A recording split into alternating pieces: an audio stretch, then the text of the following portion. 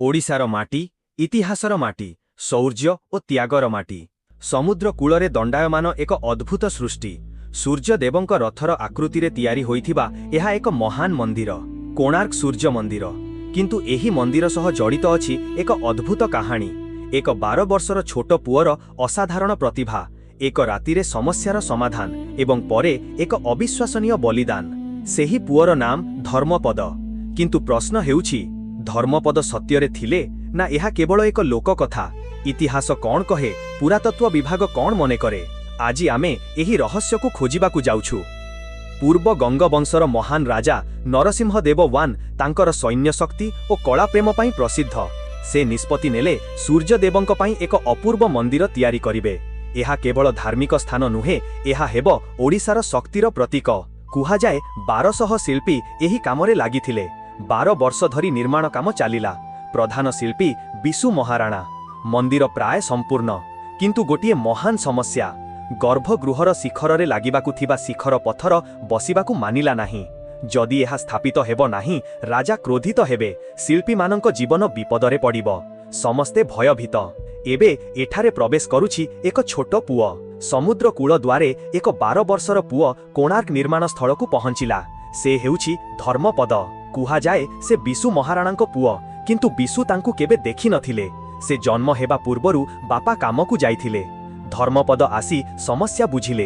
एक रातिरे से गणना कले ज्यामिति हिसाब कले एवं शिखर पत्थर को सठिक भावे बसाई देले समस्ते आश्चर्यचकित सकाळे जदि राजा जानिबे जे 1200 शिल्पी 12 वर्ष धरी जहा करि पारिले नाही से काम एक छोट पुओ करिदेला तेबे समस्तंक मर्यादा नष्ट हेबो कुहा जाए धर्मपद एहा बुझी समुद्र रे डेई जीवन देले एक अपरिमित बलिदान एबे आसुछि सबुठारु मुख्य प्रश्न एहा पाई कोनोसी ऐतिहासिक प्रमाण अछि कि कोनोसी शिलालेखरे धर्मपदर नाम मिले कि भारतर पुरातत्व विभाग आर्कियोलॉजिकल सर्वे ऑफ इंडिया तांकर अनुसंधान रे धर्मपद नामर कोनोसी लिखित प्रमाण मिली नाही अनेक इतिहासविद मने करंती एहा एक लोक कथा किंतु ओडिशार लोक संस्कृति रे धर्मपद एक जीवंत चरित्र ओडिशार नाटक पाला जात्रा रे तांको कहानी पुनरावृत हुए केतेबेले समाज एक महान सृष्टि पछरे एक नायक खोजे कोणार्क मंदिरर महानता एक अद्भुत कहानी चाहिथिला सेठारु जन्म नेला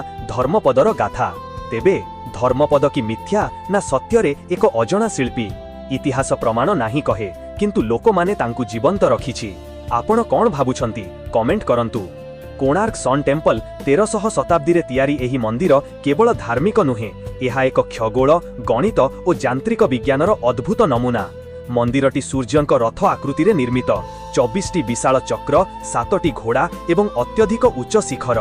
कुहा जाए मूल शिखर प्राय 220 फुट उच्च थिला तेबे शिखर पत्थर मिथ्या कि वास्तव लोककथा अनुसारे शिखरर सर्वोच्च स्थान रे एक विशेष लकिंग पत्थर बसा जाउथिला जाहाकू कुहा जाए दधी नौती इंजीनियरिंग भाषा रे एहाकू कुहा जाए की स्टोन एहा छड़ा गठन स्थिर रहिबो नाही किंतु पुरातन तथ्य अनुसारे कोणार्कर शिखर एबे नष्ट सेथिरु आमे स्पष्ट प्रमाण पाउनाहु जे सेठारे एमिति कोनोसी विशेष पत्थर थिला कि नाही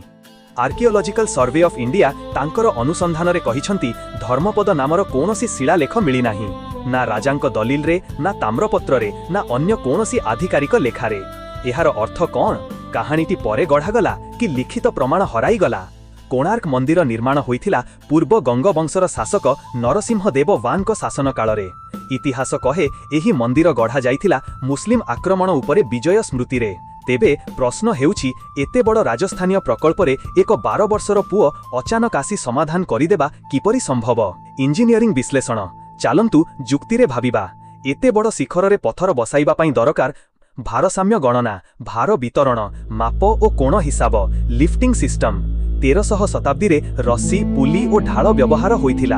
एहा संभव एक युवा प्रतिभा गणित जानि थाई पारे किंतु एक राति रे समस्या समाधान एहा किछि अतिरंजित लागे आउ एक लोक कथा कहे शिखर रे एक विशाल चुंबक थिला जहा द्वारा समुद्रर जहाजर दिग्दर्शक विकृत होई जाउथिला किंतु इतिहासविद माने कहंती एहा पई मध्य कोनोसी प्रमाण नाही